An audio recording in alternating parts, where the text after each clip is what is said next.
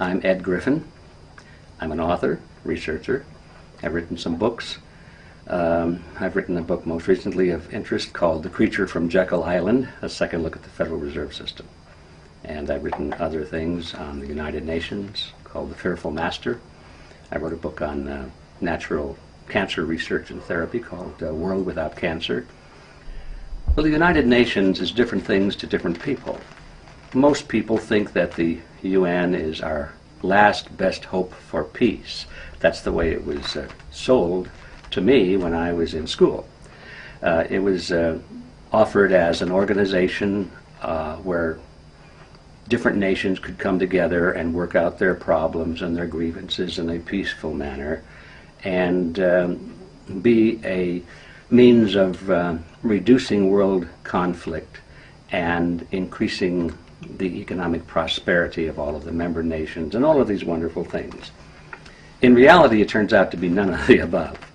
In reality, the United Nations is the seat of what the member governments hope will become a true world government.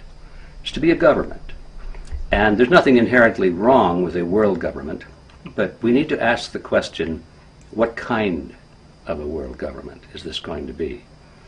If the United Nations were going to be a government based on all of the things they've said it was going to be, peace and prosperity and protecting individual rights and all of these things, I think it'd be pretty hard to oppose it. But in reality, it's being built as a model of collectivism. The political ideology that is inherent in the United Nations is collectivism.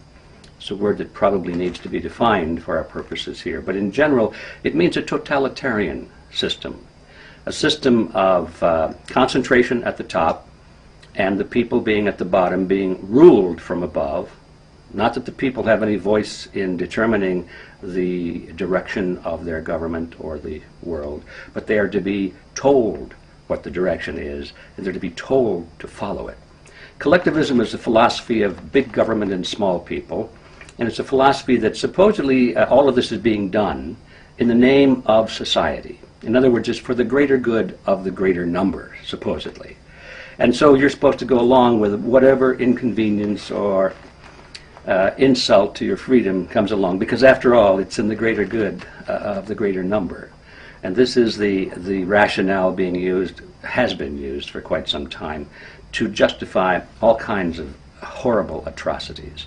All the leaders have to do is say, well, it's for the greater good of the greater number. That's the philosophy that's built into the United Nations from top to bottom. And so therefore, the answer to the question, what is the United Nations? The United Nations is a budding or building world totalitarian system.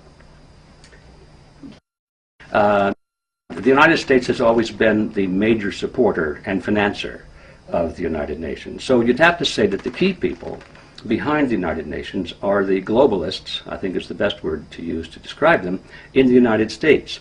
Now, who are they? They would be politicians, they would be people in the State Department, they would be international financiers. You must remember, for example, that the land where the United Nations is seated was purchased by the Rockefellers and donated to the United Nations. Well, they didn't do that as a means of being great humanitarians, although that's the image that many people have. They did because they had a keen interest in building this new world order, and they thought this would be the seat for it, and so that's why they did that. So the people behind it in the United States are the international financiers who are located here, primarily the Rockefeller Group, and what's left of the old J.P. Morgan Group and some of the larger banks. But primarily, you find most of these people in an organization that is not well known, but definitely very important. It's called the Council on Foreign Relations. It's a group in the United States with about 4,000 members at the most, and yet these people, number one, are all dedicated to building a new world order, a global government, based on the model of collectivism. And number two, you find them at the tops of most of the important organizations in this country. You find them in government. About half of our presidents and vice presidents and just about all of our secretaries of state and secretaries of defense and heads of the CIA and the FBI and all of the important positions in government. If you look at who these people are over the years, they're members of this Council on Foreign Relations. Most of the great universities they have as their president or their board of directors dominated members of the Council on Foreign Relations. The news channels, ABC, CBS, NBC, the Turner Broadcasting System, Murdoch. I mean, Murdoch is a well-known member of the Council on Foreign Relations. So all of these major power centers of society are in the hands of this small group, under 4,000 members. And so you ask who's behind it. If you want a list, that's a good place to start. Write to the Council on Foreign Relations office in New York, as I have done every year, and I ask for a membership report or an annual report. And on the back of each report, they proudly list all of their members. So that's where you find who is behind the United Nations. That's a hard word for many people to accept, or a phrase, to accept that we have an internationalist elite. A lot of people believe that, in this country, we're the masters of our own political destiny. We don't have an elite. Maybe we have some rich people. Yes, we have some powerful people. But the idea of an elite or an international elite is foreign to the thinking of a lot of Americans. But the truth is we do have one. And their intention is to, number one, maintain their positions of being the elite, having vast power and control and financial wealth. And number two, to extend it to the international level. We have these international elites, we call them international, but basically they're housed in each nation. We have them in England and France and the United States and Germany and so forth. And now the big move among these people is to coalesce into a true international elite, whereby they will be operating through the governmental power of the United Nations.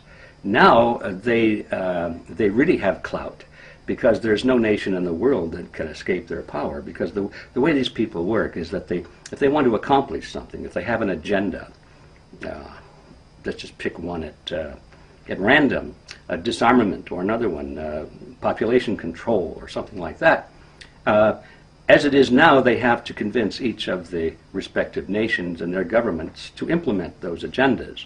But once you have a true United Nations with true governmental power, with real military forces, and once you have turned over to these agencies of international power control over your armies and over your air force and over your weapons of mass destruction, you have created a global government which is cannot be challenged by any nation whatsoever.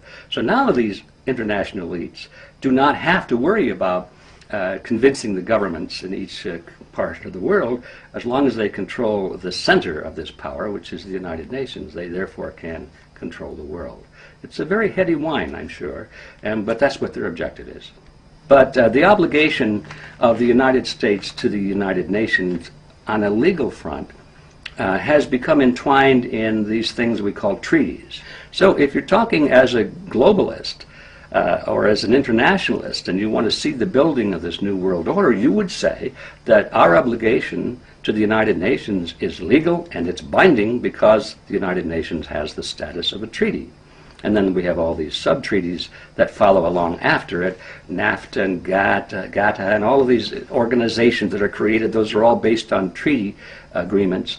And so piece by piece, they've been weaving this fabric around us, like the little silk threads that the Lilliputians wrapped around, Gulliver, in Gulliver's Travels. I mean, any one thread you could break, but Gulliver woke up one morning and he had these thousands of little threads around his body, and although he was a giant compared to them, he could not move. They had captured him.